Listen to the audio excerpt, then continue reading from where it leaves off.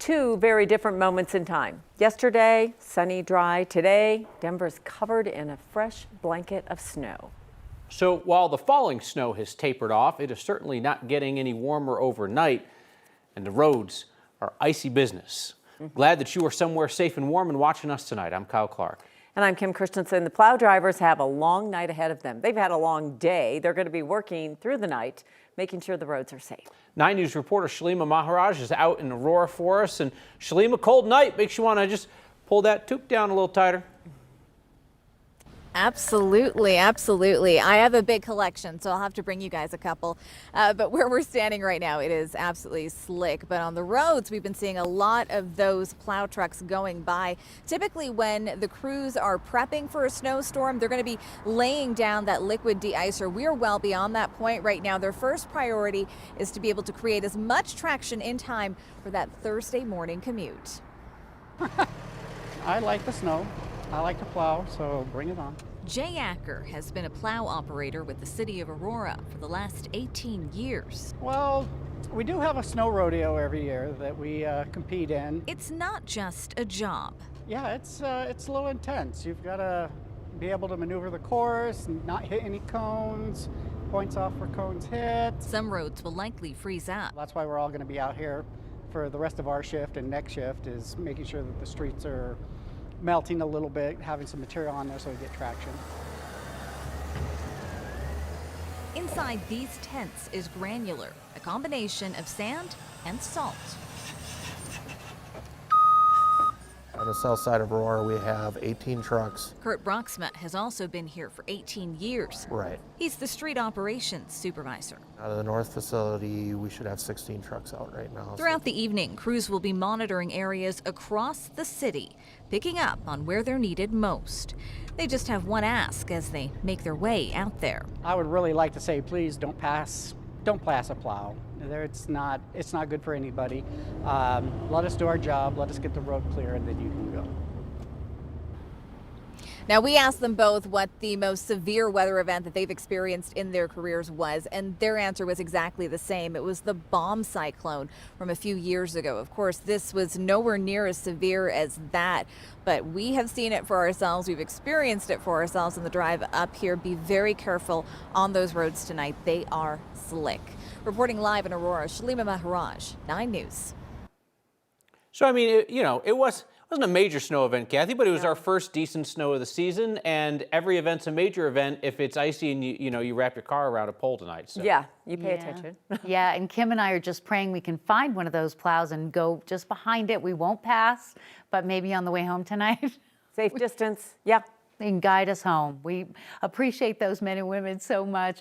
And, kind of muscle memory in your brain for winter driving. It's been a long time since we've had to deal with conditions like this. And tonight, it's clear, it's cold, but there is ice on the roadways. All of the slush and the wet roadways that you saw now have frozen. So we saw a pretty good amount of snow in Denver, 6 inches here. Foothills, 4 to 8 inches. Some areas up to 10. So wonderful moisture. DIA's total coming in at 4.3.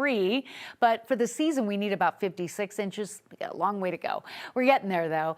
And with the clearing skies comes the moon tonight. That'll be full tomorrow night. Judy Long from Estes Park with that shot. And this picture just made me cold looking at it, but it's beautiful out of Arvada. Thanks, Sherry, for that. Temperatures are in the 20s now. Will be dropping into the lower teens. The snow is ending from north to south. The heavier snow bands are to the south of us now, where those winter weather and travel advisories remain in effect through the wee hours of the morning, with additional snow in the southern mountains and that winter storm warning out through tomorrow morning.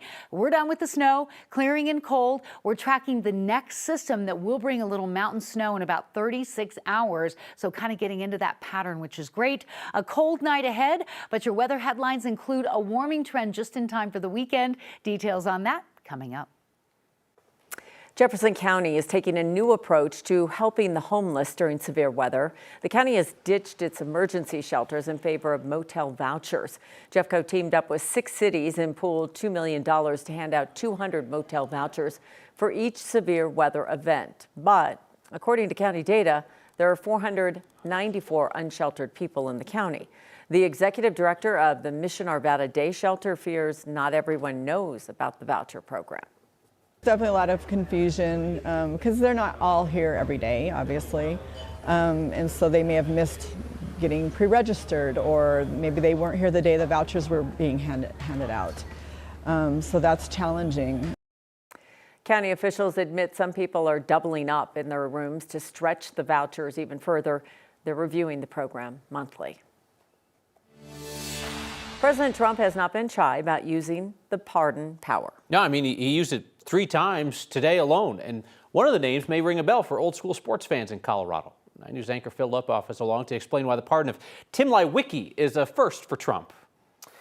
Kyle, if the name sounds familiar, it's because Tim Lewicki served as president of the Nuggets from 1991 to 1995. Most recently was CEO of Denver-based entertainment venue company Oakview Group. He stepped down in July after being indicted by, and here's the uniqueness, indicted by the Trump Department of Justice. This was just back in July. Federal grand jury indicted Lewicki for orchestrating a conspiracy to rig the bidding process of an arena at a public university in Texas. He pleaded not guilty to that charge, which carried a maximum penalty of 10 years in prison and a $1 million fine.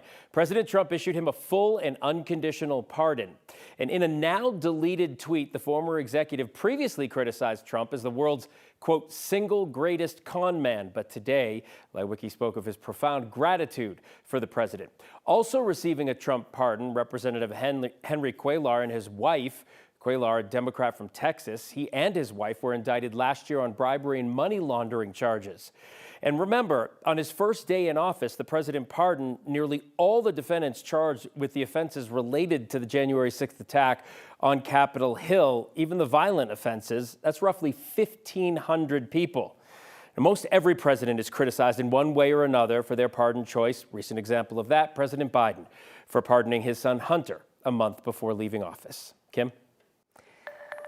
A man who was found dead near Superior months after he was reported missing accidentally drowned. That's what the Boulder County Sheriff's Office announced today. 34-year-old Paul Aragon was reported missing in May after his truck was abandoned in Broomfield. The engine was running, the lights were on, and his dog was inside. Roughly 3 months later, Aragon's body was found in Coal Creek along Highway 93 and State Highway 128. The Sheriff's Office now says there is no evidence that any crime was committed. Aurora Police Chief Todd Chamberlain says at this point it looks like his officers followed department policy in a chase that ended in a deadly wreck. 9 News Investigates obtained new video leading up to Monday's crash. It shows the car they were driving down South Peoria before losing control near the intersection with Alameda. That car hit a light pole, killing the man behind the wheel and the woman in the passenger seat. The pursuit was allowed because of recent policy change. Last spring, Chief Chamberlain started allowing officers to chase in situations involving stolen cars, felony gun crimes, and drunk driving. An internal review of the chase is still underway, but Chamberlain says the decision to pursue rests with the officers and their supervisors. They understand that once they do get into a pursuit, that they are constantly the operators and have to evaluate consistently what they are being confronted with. The speed, the time of day, the road, the weather conditions, the actions of the suspect. Chamberlain says his officers have initiated a total of 228 pursuits since the policy change, and that officers called off more than 100 of them. The pursuits that were not called off resulted in 142 arrests and the confiscation of 34 guns. The town of Kersey is making changes to its speed camera rules without public discussion. That town near Greeley had been giving out $340 tickets for drivers clocked going 25 or more over the speed limit. Problem is, the town's own ordinance specifically said that photo radar tickets were capped at $40. Our consumer investigator, Steve Steger, pointed that out to Kersey, and last month they paused enforcement. Then, last night, the town board held a special meeting. They spent an hour behind closed doors, came out, town attorney said they'd made changes to the law. Then, without any discussion, they voted. Hold on, everybody. There's a question of whether that complies with the state's open meeting law. Formation of public policy is not supposed to be done in secret. The idea is to make sure that the public can participate in their government. The new ordinance says Kersey's photo radar law will now no longer apply to violations for speeding 25 miles per hour or more over the limit. We asked the police chief what that means, whether they're going to write other big tickets. He says it's paused. He says town council has not addressed what to do about speeders going 25 over.